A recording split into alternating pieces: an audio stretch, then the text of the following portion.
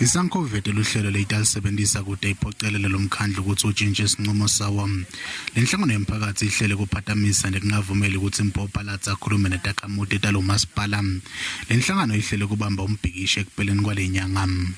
When you terminate the jobs of these residents, then it means that you are risking the lives of these ones. Now we are saying, first thing that we are going to do is to have a march. We have already applied for a march, a legal march that is going to take place on the 25th. It's going to be a very massive march. We are going to shut down. We have stakeholders that we are working with.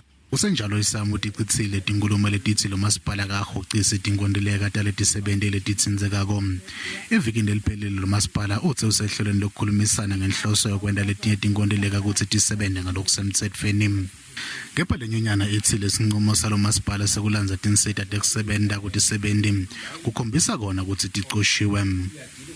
Workers should not feel tempted by the city offer of a 6 months payment to terminate their employment contracts.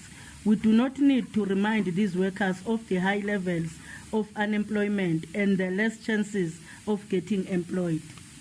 Kusolakala kutsi letinye tisebenti leticoshiwe atikavumeleki kutsi tingene emahhovisini alomasipala.